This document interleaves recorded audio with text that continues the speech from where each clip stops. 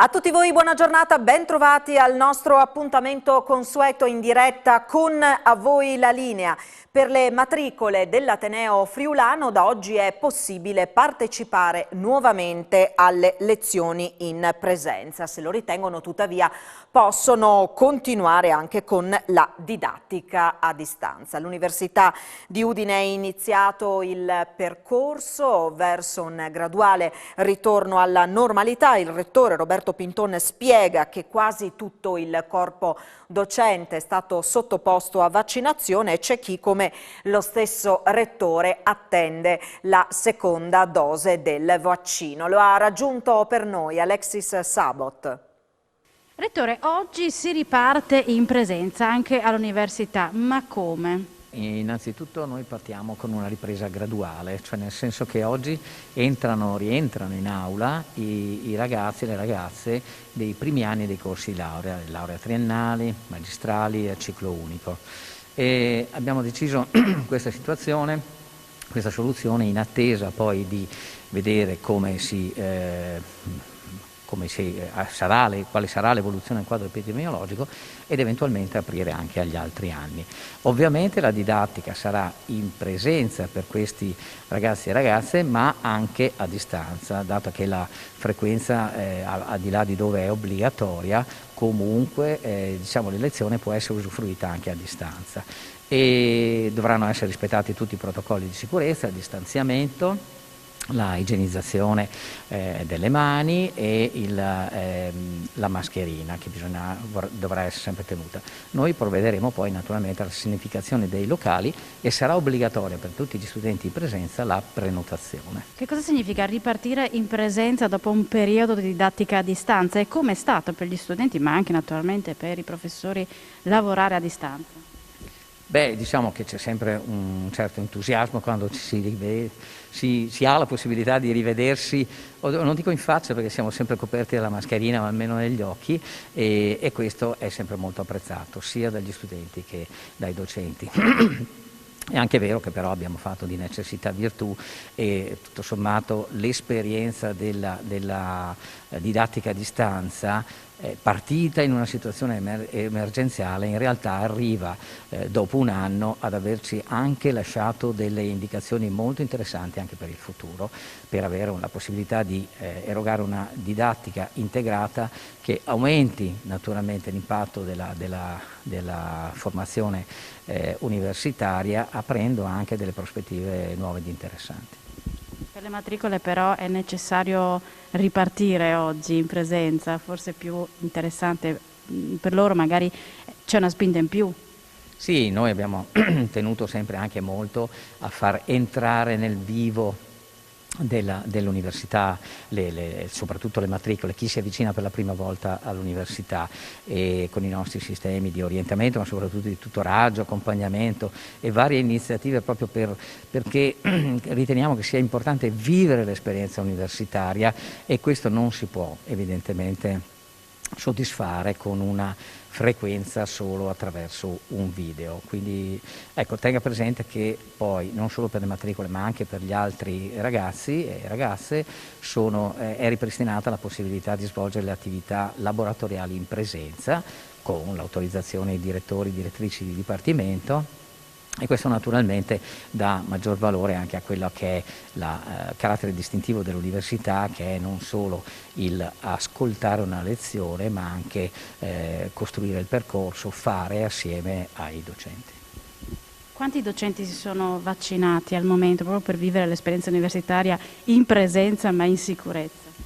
Ma diciamo intanto la vaccinazione è a titolo volontario naturalmente, non può essere forzata, però devo dire che l'adesione è stata molto alta. Inizialmente avevamo il 60%, ma considerando anche tutto il personale medico e considerando il fatto che grazie all'opportunità che ci è stata data abbiamo potuto estendere la vaccinazione anche ai professori a contratto, in realtà abbiamo raggiunto percentuali che sono vicine a quelle che si sentono dire per l'immunità di gregge, chiamiamola così. Ecco, Tengo a precisare però che per quanto riguarda il personale medico e anche gli studenti, in quel caso le vaccinazioni sono arrivate a completamento. Per tutti gli altri, me compreso, è stata fatta solo la prima dose e la somministrazione della seconda dose comincerà il 6 maggio per tutti gli altri, quindi sempre che non ci siano altre sorprese con la qualità del vaccino e i vari effetti collaterali. Siamo molto fiduciosi che questa campagna venga portata a termine, siamo piuttosto orgogliosi anche e contenti di come si è verificata questa campagna, si è realizzata grazie anche all'azienda sanitaria del Friuli Centrale, e perché questo ci darà naturalmente maggior vigore e anche maggior sicurezza anche agli studenti, naturalmente, aspettando che siano vaccinati prontamente anche loro, ma questo non dipende solo da noi. E adesso vi portiamo in quota perché sono cominciati da Sutrio proprio oggi i lavori per preparare la strada che il 22 maggio porterà i ciclisti in cima allo Zoncolan per la prima tappa friulana del Giro d'Italia. Allora ci colleghiamo con Marco Pasquariello che si trova proprio lungo la salita. Vediamo in che condizioni è oggi la strada dopo le nevicate dei giorni scorsi. Sentiamo Marco Pasquariello. Sì, buongiorno a tutti. Siamo sulla salita dello Zoncolan. Sotto i nostri piedi c'è l'asfalto e intorno a noi c'è veramente tanta neve. Con noi c'è l'assessore del comune di Sutrio Straulino. Sono cominciati oggi i lavori per la preparazione della strada che porterà il Giro d'Italia fin sulla cima dello Zoncolan. Straulino, parliamo per prima cosa dei lavori. Che lavori sono?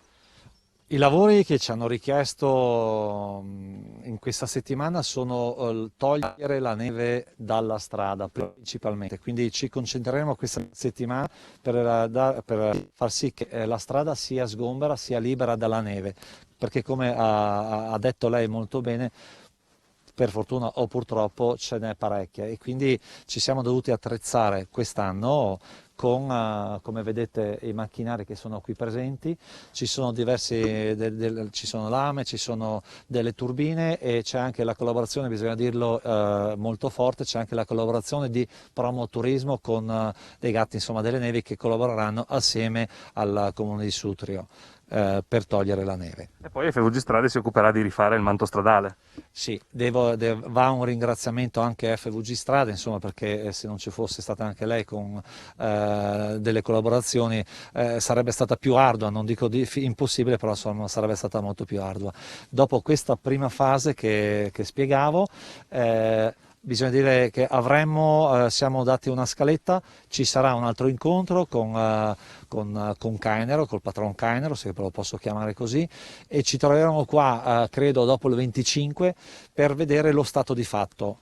Se come da programma la nostra intenzione è quella di togliere, e io penso di sì, insomma, la neve per il 25, e quindi la percorribilità sono fino a quota 1700 dove arriverà il giro, e dopo decideremo cosa fare e cosa no, insomma. Parliamo adesso ovviamente d'obbligo parlare della neve, perché dietro di noi c'è un muro di neve e si parla di 2,5 metri, 3 ai 1700 metri.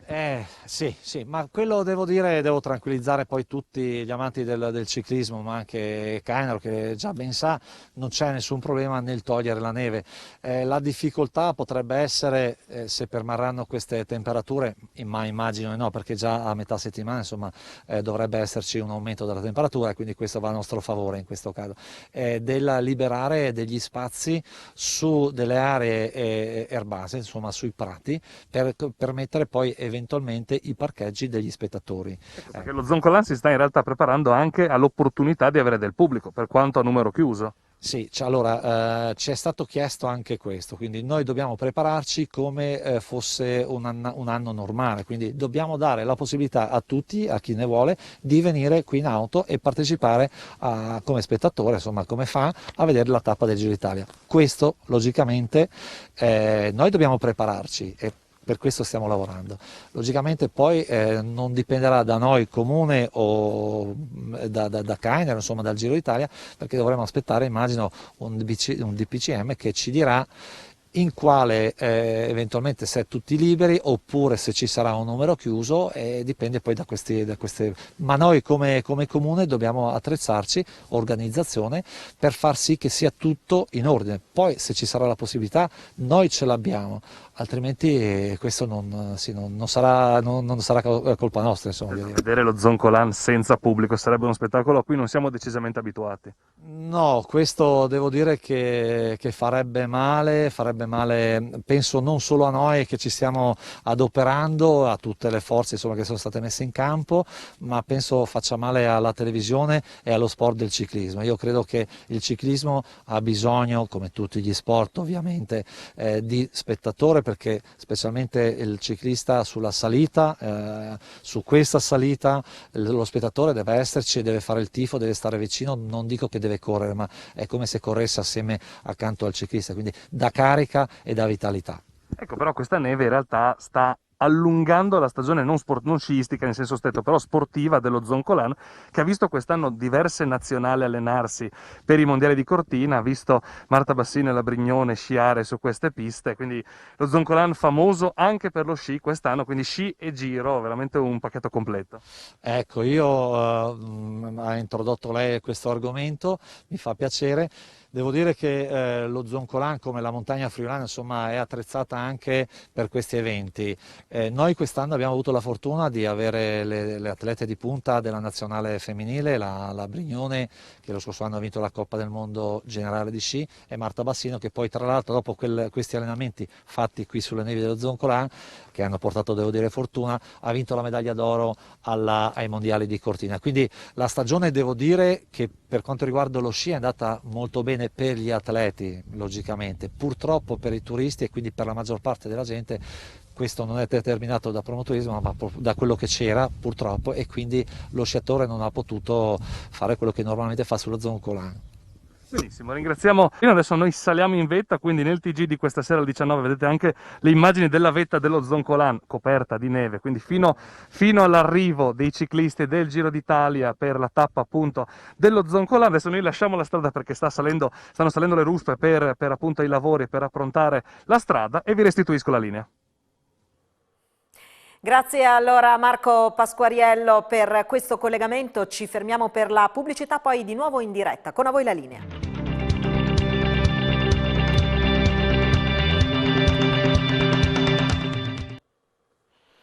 Di nuovo insieme con a voi la linea, la Kronospam di San Vito al Tagliamento, parte del gruppo leader mondiale nella produzione di pannelli di legno, ha presentato il progetto di ampliamento da oltre 250 milioni di euro che comporterà l'assunzione di 210 persone.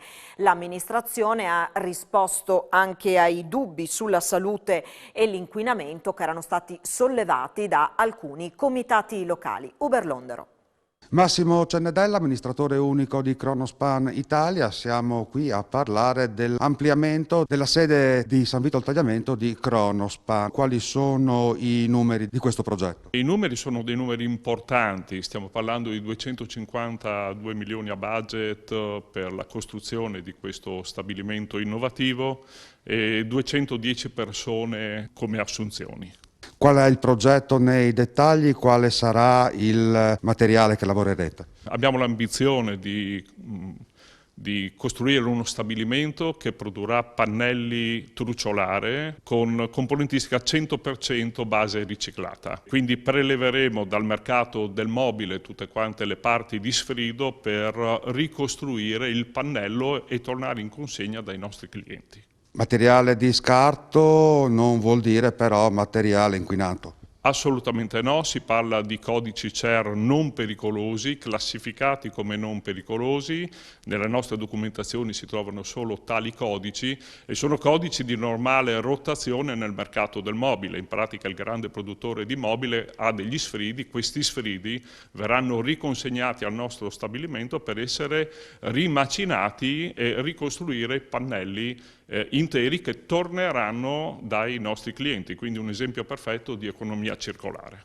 Per quanto riguarda il luogo, l'ampliamento riguarderà solo la zona industriale? Assolutamente sì, e ci tengo a dire che il Consorzio Ponte Rosso rappresenta la prima realtà che ha allo studio il Consorzio APEA, quindi il consorzio particolarmente attento alle aree ecologiche attrezzate, con dei requisiti anche ambientali i più stringenti, ed è per questo che la Kronospan è venuta in questa zona. È la zona industriale più bella d'Italia per quanto mi riguarda ed è anche una delle poche attrezzate dal punto di vista della ferrovia. Qual è il motivo che vi spinge a produrre qui a San Vito al Tagliamento questo tipo di materiale? Dunque, la decisione è stata una decisione abbastanza lunga. In passato avevamo già presentato una richiesta di valutazione impatto ambientale alla Regione per la produzione di MDF, che però è un materiale che richiede legno vergine. Il progetto nuovo rispecchia tutte le caratteristiche di un investimento di economia circolare che recupera gli sfridi per produrre materia prima e che, cosa più importante, utilizza lo sfrido dello sfrido per produrre energia elettrica ed energia termica.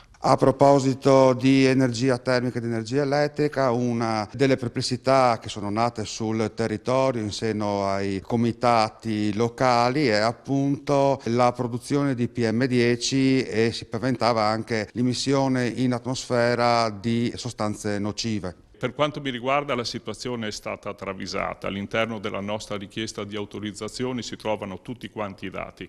Calcolate che questa industria prevede già l'utilizzo delle BAT che verranno recepite in Italia nel 2023. Le BAT sono le migliori tecnologie esistenti e le normative che verranno sviluppate nel 2023 verranno applicate in Italia a seconda di quello che i governi stabiliranno, direi nel 2025 o nel 2030. Per quanto riguarda la produzione di energia si prevedeva una centrale a biomassa, è corretto? Più che di una centrale a biomassa, si tratta di una semplice caldaia di grandi dimensioni, generosa proprio per evitare problematiche di inquinamento. In esse verranno inserite tutte quante le parti fini, le parti più sottili della nostra produzione, faccio per dire le polveri di leviga o il fino che esce automaticamente da un'opera di macinazione, e questo ci permetterà proprio una combustione assolutamente moderna, assolutamente ambientale, con il grande vantaggio di produrre energia elettrica ed energia termica.